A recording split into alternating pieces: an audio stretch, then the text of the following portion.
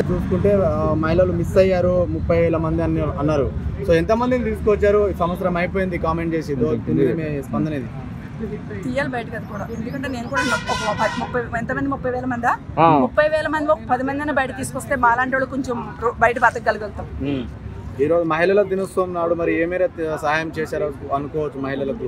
నేనైతే చూడలేదు కానీ చెయ్యాలని కోరుకుంటున్నా. మహిళలకి ఏంటంటే ఒంటరి మహిళలు మాలాంటి వాళ్ళు ఉన్నారు, వాళ్ళకి కొంచెమైనా హెల్ప్ చెయ్యాలి, మా కాలమే మేము బతికేటట్టు చెయ్యాలి.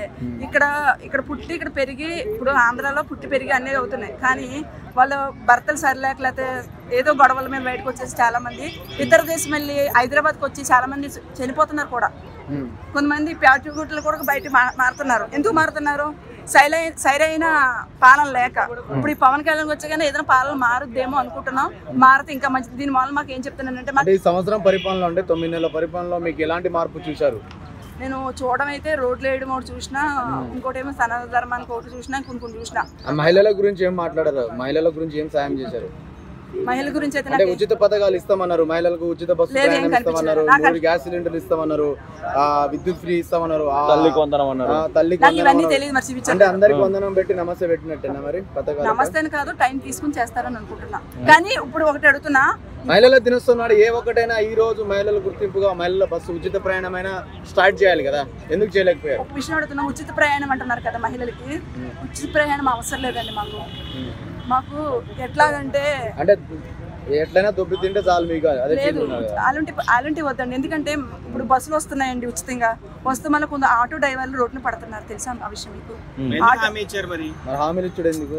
అది చేతకాని హామీ ఎందుకు ఇవ్వాలి? చేతకాని హామీ కదా, అక్కడ ఏం ఆలోచించుకుంటున్నారు? నాకు ఇదైతే ఇప్పుడు హైదరాబాద్ లో కూడా ఉంది, హామీ ఇచ్చారు కదా, ఇచ్చారు, చేస్తున్నారు, చేస్తున్నారు ఓకే. కానీ ఏంటంటే దాని వల్ల ఉచిది వీటి వల్లనే కొంతమంది ఆటో వాళ్ళు బతుకుతారు కదా, అది బతకకుండా అయిపోతుంది. ఇప్పుడు చాలా మంది ఇక్కడ బాధలు పడుతున్నారు. వాళ్ళు సరైన ఇప్పుడు క్యాబ్ వచ్చేసింది, క్యాబ్ మాల్ కొంతమంది వెళ్ళిపోతున్నారు, కొంతమంది ఏమో ఉచిత బస్సుల మీద వెళ్ళిపోతున్నారు.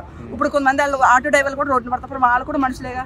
3 ఉచిత బస్సులు వదిలే 3 గ్యాస్ సిలిండర్ మహిళలకు అవసరమే కదా? అది చాలా అవసరం, మామూలు అవసరం కాదు. ఎందుకంటే మేము ఇప్పుడు ఒక పూట వెళ్తేనే మాకు డబ్బులు వస్తాయి. ఇప్పుడు నేనంతే, ఏదైనా వెళ్తేనే వస్తుంది, లేకపోతే రాదు. ఇప్పుడు గ్యాస్ ఉచితంగా ఇస్తే మాకు ఇంట్లో కొంచెం హెల్ప్ అవుతుంది. 100 రూపాయలు 10 రూపాయలు హెల్ప్ అవుతుంది కదా మాకు. ఇది మాత్రం చెయ్యాలి. ఇది నాకు కరెక్ట్ గా తెలియదు కానీ చెయ్యాలి. చేసేది కూడా సరిగ్గా చేయకపోతే జనాలు కూడా అన్ని ఎత్తుపాలని అన్ని తోకం చేస్తారు కదా, ఎవరికి ఏమి ఇవ్వాలనేసి చేస్తారు వాళ్ళు కూడా. జగన్ సుగాలి ప్రీతి కేసు అన్నాడు, మరి సుగాలి ప్రీతికి ఏ మేర న్యాయం జరిగింది? నన్ను ఇప్పుడు వైసీపీ వాళ్ళు అడుగుతున్నారు, దాని మీద మీ అభిప్రాయం? నేను కూడా కామన్ అయ్యాను. ఎందుకని ఏంటంటే న్యాయం జరగాలి. ఎందుకంటే ఆ పిల్లంత ఘోరంగా చెప్పడం, నేను ఒక ఆడపిల్ల రేపు నన్ను కూడా అలాగే తగలబెట్టి చెప్పేస్తే నాకు న్యాయం జరగకపోతే ఇప్పుడు బాధ ఉంటుంది కదా. ఆ విషయంలో నేను కూడా సమర్థించను. ఎందుకంటే ఆ రోజు గట్టిగా మాట్లాడాను, నేను కూడా మాట్లాడు ఆ విషయం మీద. సుగరంగ ప్రీతిని ఎలా చంపేస్తే ఏం చేస్తే జగన్ అడిగారు. ఇప్పుడు పవన్ కళ్యాణ్ న్యాయం చేస్తారు, పవన్ కళ్యాణ్ కూడా అదే ఫైర్ తో అడగాలి కదా. నేను అదే అడుగుతున్నా, నేను కూడా అదే అడుగుతున్నా. ఈ న్యాయం మాత్రం మాకు కూడా కావాలి. ఎందుకంటే నేను జగన్ ఏమంత గట్టిగా అడుగుతారు, పవన్ కళ్యాణ్ గారు కూడా అడుగుతా. నేను